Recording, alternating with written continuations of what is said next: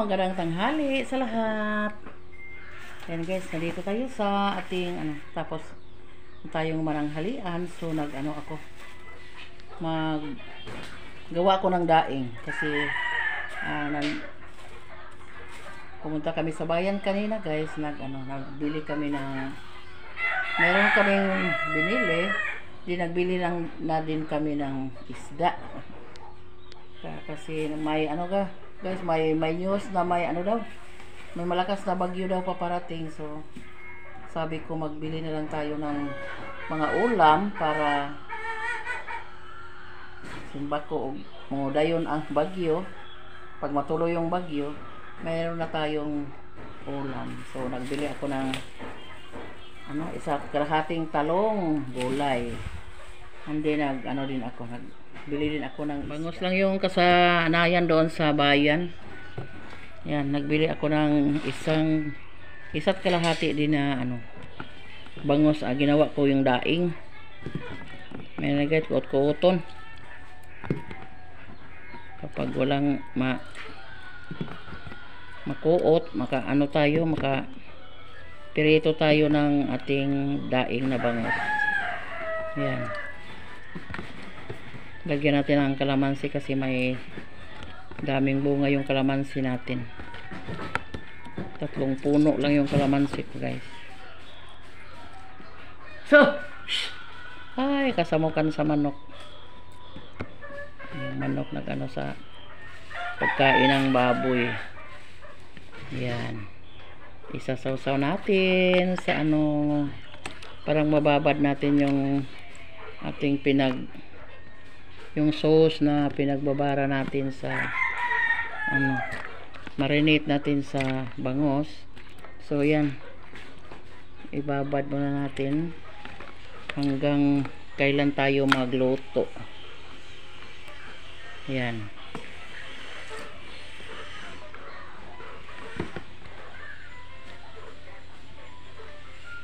Nalagyan ko na din ng bombay at saka tuyo suka.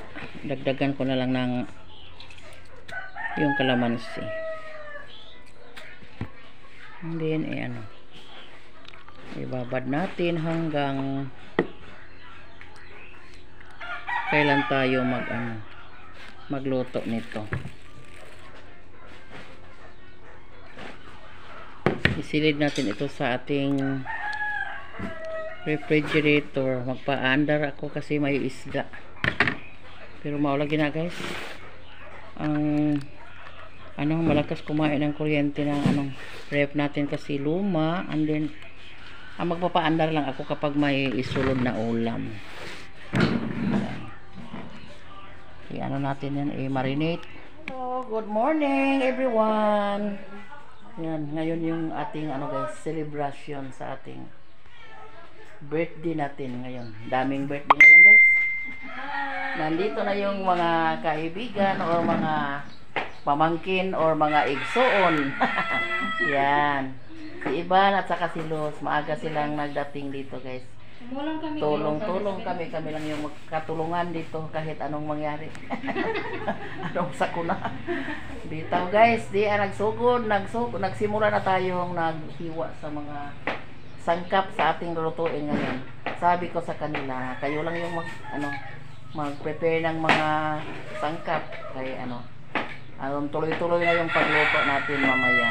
So yung iba nandoon sa ubos, doon sila nagkatay ng baboy at kanding, doon sila naghiwa sa ibang karne na doon sila. So kami dito nag-prepare lang kami muna sa mga sangkap sa ating lulutuin. Kita-kits tayo mamaya guys. Yan, nandito tayo sa kanila sa ubos, sa bahay ni Shalene, Brian. Dito sila sa kanilang bakuran kasi malapit yan sa balon. Ayan. Sila sa tubig. Madali na sila magkuha ng tubig dito. Yan, nagsimula na sila humba. Si Rupino yung nagawa ng humba. Yan, si Annalyn tumutulong din sa kabkab. Kabkab sa. Ang sama na lay? Yaha. Wow, agsa ka to ng mga bukog? Bukog. Kari di Pinigbaon. Okay. Panding na. Gila po Tapos na rin yun yung katay sa ano, kambing. So ni ano, pinakuluan ng tubig, pinakuluan. At ito yung magawing humba natin. Ano Pino yung nagawa.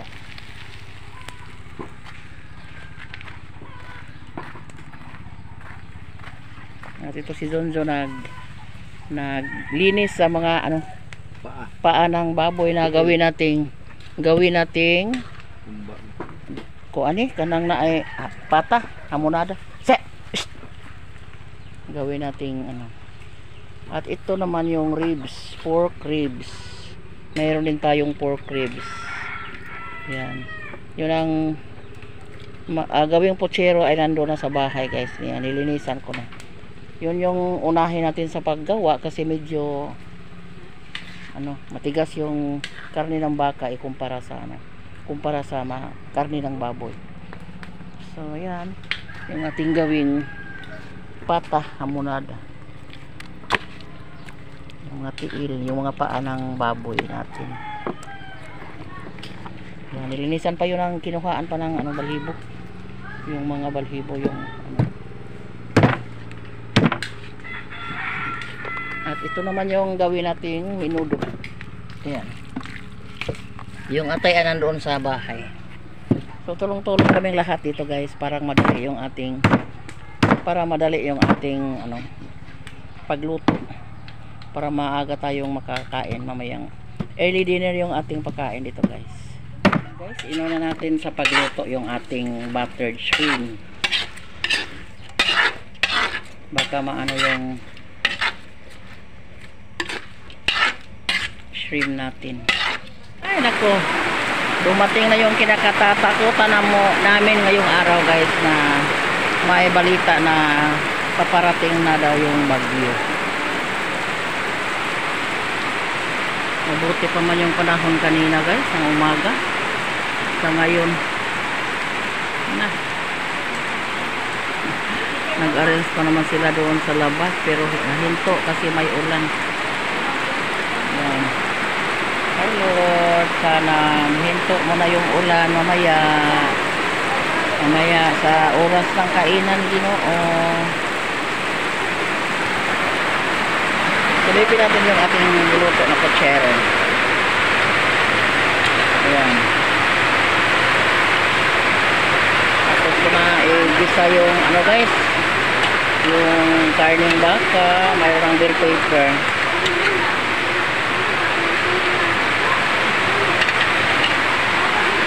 Maglagay na tayo ng tomato sauce.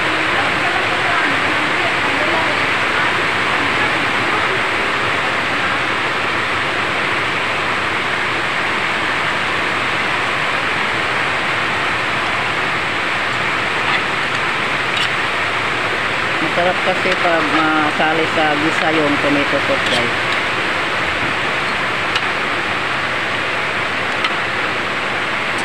Pangalawa natin niluto ay pochero. Yung una ang ano, buttered shrimp. Kasi baka sira yung shrimp natin. So inuna ko na sa pag luto yung shrimp. Tapos na sila nagbalot ng ng lumpia natin, dami. Lumpiang gulay. And then si Luz nandoon pa sa bayan, nagbili pa ng cake. Yan.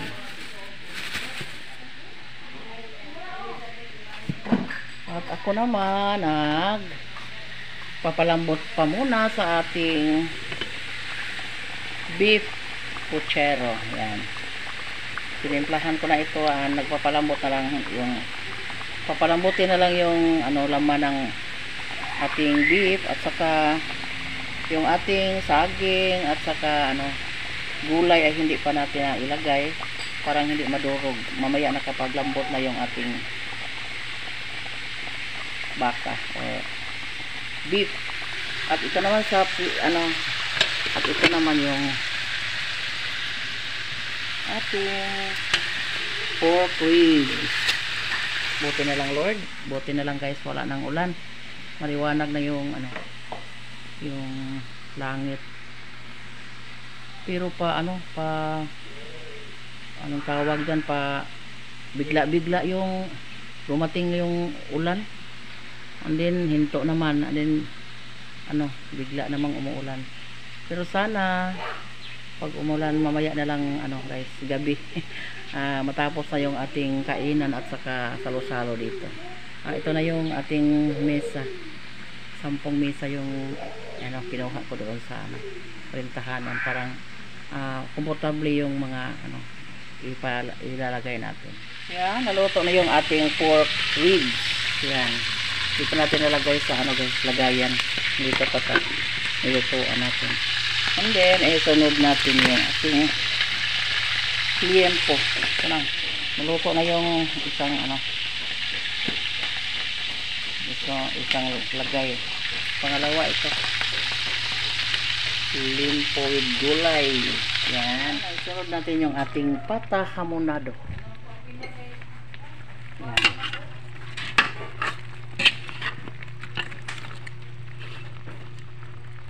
Ilipat muna natin dito sa kasi may takip. Walang takip yung ko guys, kawali. Ilipat muna natin dito sa may takip. Parang madali siya malambot.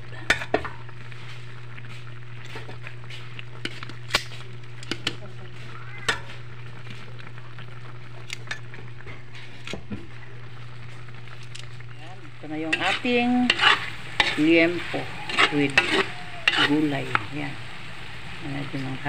Ilagay na natin yung ating liempo. Yan. Carrot.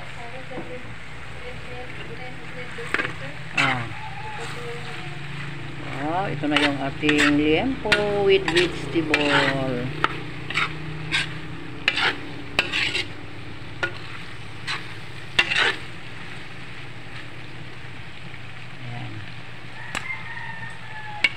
Silipin natin yung ating hamonado kasi medyo matigas yung ating pata. Pinalambot pa natin sa sa pineapple juice. Mamaya na natin lagyan ng pineapple chunk. Ayan, medyo matigas-tigas pa.